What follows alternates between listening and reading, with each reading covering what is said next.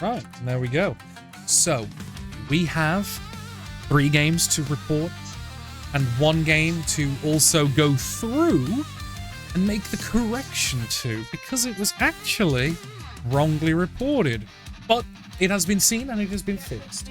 That main important game that had been changed was the Tom versus Lewis game, where it was the touchdowns were wrongly reported for Lewis as the scorer.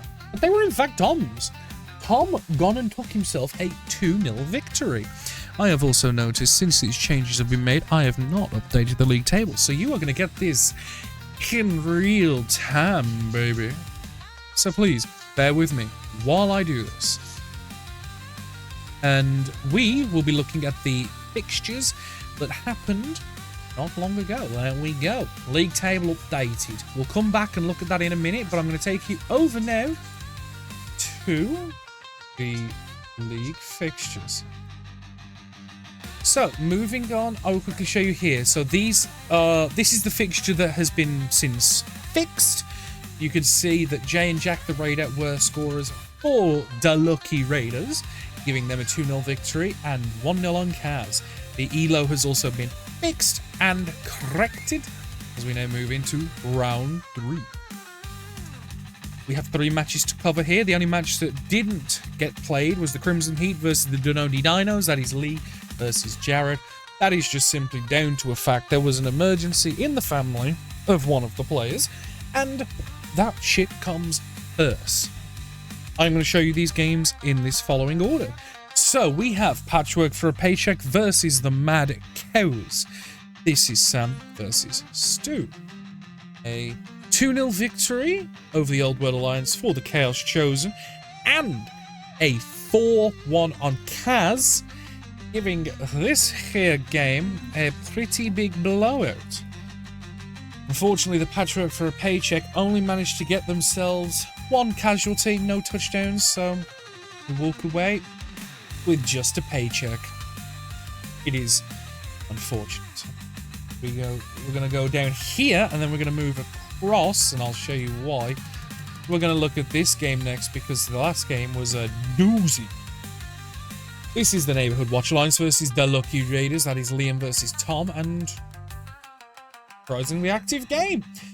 Unfortunately, Tom couldn't capitalize on the refound victory against Lewis, and lost 2-0 on touchdowns, but won 3-2 on Kaz. There was also a completion for Mr. Button. And yeah, not much to say about this game, but that's also because the next game was not only the highest scoring game I have ever personally witnessed, and also the highest casualty game I have ever ball witnessed to. This is the Greg's Gremlins versus Wolves AWE. That is Lewis versus me.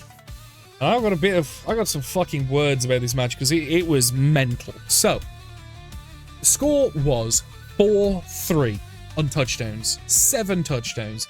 That means, on average, there was a touchdown nearly every other turn. Nearly.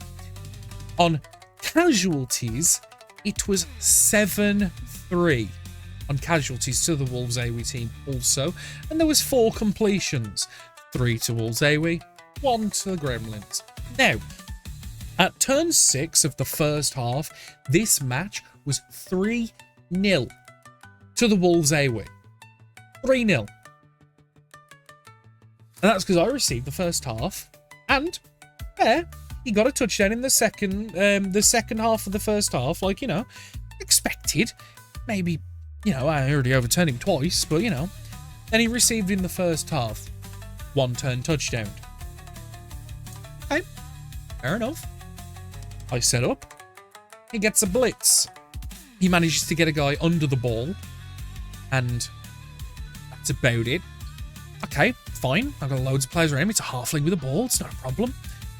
Blitz him with my Blodge Blitzer. No rerolls because he stole all of them. Both halves. Double skull. And then he just walks it in. Makes it 3-3. At this point, and this is about 3rd turn of the second half, I'm sweating. Because I'm like, am I really going to throw a fucking 3-0 victory away at this point? And the attrition throughout the game was ramping up, ramping and ramping, but he got some casualties to even the odds. And I think I only managed to score in like the 6th or 7th turn in the second half. It was horrific. It was not fun. It was mental. But me and Lewis, at least in terms of the Eternal rankings as well, are the highest deload players in the T-GOW League since the records began, which was last season. Managed to sneak out a victory? But yeah, it was... it was... I was worried, man. It was horrific. But, you guys are going to want to see the next fixtures, and then we're going to have a look at the league statistics. And then I'll go back and recap the league table properly. Round 4. The FaZe Fists versus the Greg's Gremlins. That is Martin versus Lewis. We have the Dono D Dinos versus Patchwork for a Paycheck. That is Jared versus Sam. We have Tom versus Lee. That is the Delucky Raiders versus the Crimson Heat, baby. And to wrap up, oh shit, you also have Stuart, who has his week off, as we look at Wolfsawi versus the Neighborhood Watch Alliance. That is me versus Leo. Very, very interesting. Very, very good. We now go to the top scorers. We can see that I have also not ordered these. I think it was when I finally got the Tom versus Liam results in. I haven't done them since. Soz, guys. So, in first through 5th, we have Simon Skinner of the Neighborhood Watch Alliance with 4. Sirloin Jr. of the Mad Cows with 4. Barbecue of the Dunno D Dinos with 3. Benny Bakewell Jr. of the Greg's Gremlins with 3. Jorgen Strand Larsen of the Wolfsawi with 3. And special mention to Steve Ball of Wolfsawi with also 3. You can see the rest. We go all the way down to 18 scorers, with 9th through 18 being 1 touchdown. With the completions, we have 10. We have Nicholas Angel of the Neighborhood Watch Alliance with 4. Joao Gomez of the Wolfsawi with 4. Dion of the Crimson Heat with 2. Big Greg of the Greg's Gremlins with 2. And Dexterous of the Patrick for a Paycheck with 1. And you can see the rest fill out ever so nicely. With casualties, we have Flank Jr. of the Mad Cows with 7. Nelson Semedo of Wolfsawi with 3. Bosgrog Headbreaker of the FaZe Fists with 2. Ah, these aren't ordered either. Oh no. Woo, wee woo, wee woo. One moment. Uno momento, por favor. Okay. Flank Jr. of the Mad Cows with 7. Danny Button of the Neighborhood Watch Alliance with 4. Nelson Semedo of the Wolfsawi team with 3. Bosgrog Headbreaker of the FaZe Fists with 2. Kevin the Raider of the Delucky Raiders with 2, and special shout out to Marshall Manetzi of the Wolfsawi with 2. We have, with 1 touchdown each, all the way from 7th down to 27th. I will scroll. If you see a player you like, please wave. They will not acknowledge you, but that is fine.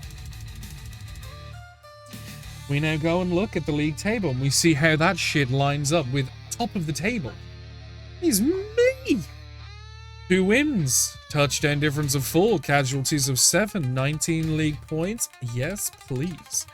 The Neighborhood Watch Alliance team in 2nd with 2 wins and a draw, with a touchdown difference of 3, 5 casualties and 18 league points. The Mad Cows in 3rd with 1 win, 1 draw, 1 loss, touchdown difference of 1, casualties of 11 with 17 league points. The Dunno D Dinos with 1 win, 1 draw, with a touchdown difference of 3, casualties of 2, and 14 league points. As you can see, obviously not everyone is on the same games played. That is because obviously we have to take it in turns on who has their week off.